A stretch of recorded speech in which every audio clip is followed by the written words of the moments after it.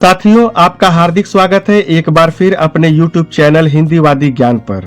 साथियों, आल्हा उदल के वीर गाथा के इस सीरीज में पिछले भाग यानी भाग 71 में आपने जाना कि बौनाचोर महोबा के वीरों के साथ रेत के मरुस्थल को किस तरह से पार किया। अब उनके सामने एक नई चुनौती थी, मगरमच्छों से भरे उस नदी को पार करना। तो कहानी में आगे बढ़ें उससे पहले आपसे वही रिक्वेस्ट कि अगर आप हमारे चैनल पर पहली बार आए हैं तो चैनल को सब्सक्राइब करें, वीडियो को लाइक करें और ज्यादा से ज्यादा शेयर करें। अब आते हैं कहानी पर। महोबा के वे वीर जिनके दिलों में साहस की आग धधक रही थी, अब उस भयंकर रेत के मरुस्थल को पार कर चुके थे।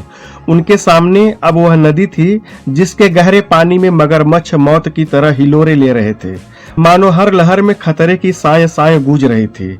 जैसे ही वीरों का काफिला नदी के किनारे पहुंचा, पानी एकदम शांत था, उस भयावह शांति की तरह जो तूफान के आने से पहले प्रकृति को थाम लेती है।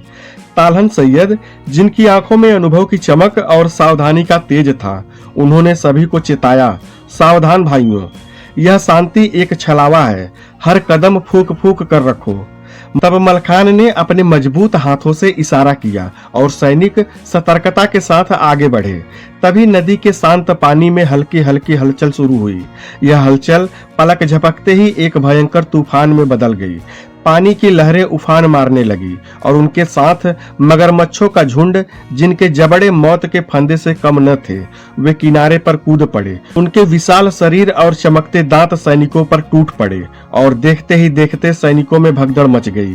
चीखे, हथियारों की टनकार और मगरमच्छों की दहाड़ से वातावरण गूंज उठा।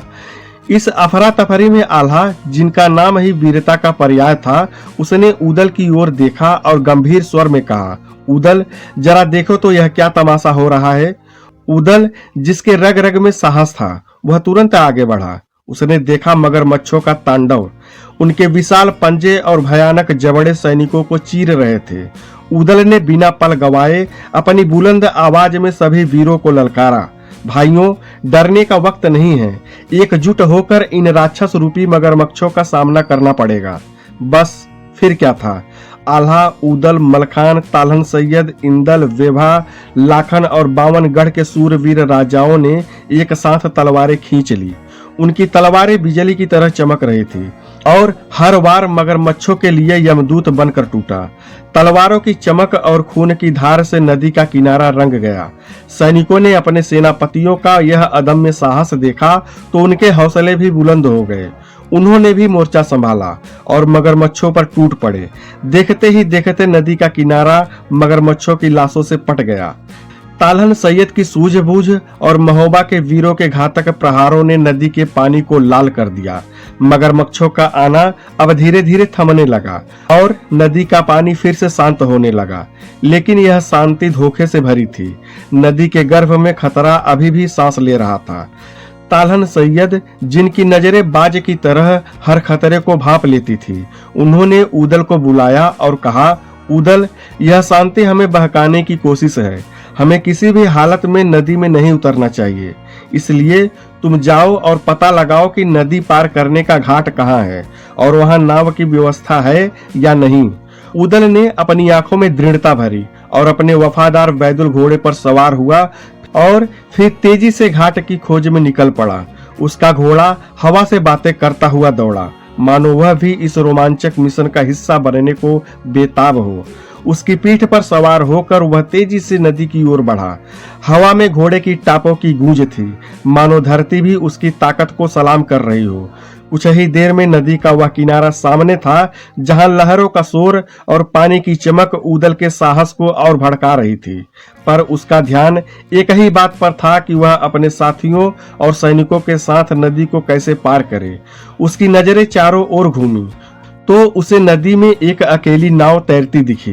पास ही किनारे पर एक मल्लाह बैठा था, जिसका चेहरा सूरज की कठोर किरणों और नदी की नमी से रूखा हो चुका था। उदल ने अपने घोड़े को उसके पास ले जाकर रोका। उसकी आंखों में उत्सुकता और अधीरता थी। बिना एक पल गवाए उदल की आवाज गूंज उठी, मानो पहाड़ों की गर्जना हो। उसने कहा, भाई मल्लाह, हमें इस नदी को पार करना है, पर मुझे कोई घाट नजर नहीं आता। क्या तुम बता सकते हो कि इस नदी का घाट कहाँ है और यहाँ सिर्फ यह अकेली नाव क्यों है? बाकी नावें कहाँ गई और यह किस राजा का घाट है? मल्लाह ने उदल की ओर देखा। उसकी आंखों में एक अजीब सा डर और गुस्सा था। वह धीरे से बोला, भाई, यह हीरागढ़ के राजा तिरखा सिंह का घाट है। कुछ दिन पहले तक यहाँ नावों का मेला लगा रहता था, पर अब सिर्फ यही एक नाव बची है। उसने रुक कर सांस ली और फिर गहरी आवाज में बोला कि राजा तिरखा सिंह की पुत्री के विवाह का टीका बौनाचोर ने जबरदस्ती छीन लिया। इससे क्रोधित होकर राजा ने अपनी सारी नावें हटवा दी ताकि बौनाचोर अपनी सेना को नदी पार ना करा सके। इस नदी में मगरमच्छों का राज है और अगर उसकी सेना नदी में प्रवेश करके नदी को पार करने की कोशिश करती है तो मगरमच्छों का झुंड उन्हें चट कर जाएगा। उदल ने मल्लाह की बात सुनी। उसका चेहरा शांत था, पर आंखों में चिंगारी भड़क रही थी। वह हंसा और उसकी हंसी में एक चुनौती थी। उसने कहा कि मल्लाह, तुम्हारी बात ठीक है, पर सुनो, मैं बौनाचोर का बाराती हूँ। उसकी बारात नदी के किनारे तक पहुंच चुकी है। और सुनो, उन मगरमच्छों का हमने काम तमाम कर दिया है। अब बारात आगे बढ़ रही है। जाओ और अपने राजा को इसकी खबर दे दो, लेकिन पहले हमें नदी पार करनी है। सारी नावें घाट पर लाओ। मल्लाह का चेहरा गुस्से से लाल हो गया। क्या कहा? बौनाचोर के बाराती हो तुम और हम पर हुक्म चलाते हो? उसकी आवाज में तिरस्कार था। इन दोनों में बहस चल ही रही थी कि तभी जंगल के साए से कई मल्लाह निकल आए। उनके हाथों में भाले, नंगी तलवार और रस्सियां थी। उन्होंने उदल को चारों ओर से घेर लिया। अब हवा में तनाव था, मानो कोई तूफान आने वाला हो। उदल ने स्थिति को भांप लिया कि अब आगे क्या हो सकता है। उसका हाथ तलवार की मूठ पर गया, पर उसने पहले शांति से कहा, देखो, शराफत से नावें लेकर आ जाओ, वरना ठीक नहीं होगा। मल्लाहों का सरदार हंसा और कहा कि हमारा राजा हमारा भगवान है, हम उसकी आज्ञा नहीं तोड़ सकते। अगर जान प्यारी है तो चुपचाप यहाँ से चले जाओ। बस, फिर क्या था? उदल की आंखें लाल हो गई। उसने गरज कर कहा, मेरा नाम उदल है, मैं अल्लाह का छोटा भाई हूँ। तुम्हारी इतनी हिम्मत कैसे हुई जो तुम मुझे वापस जाने को कह रहे हो? लगता है तुम लोगों ने अभी महोबा का नाम नहीं सुना।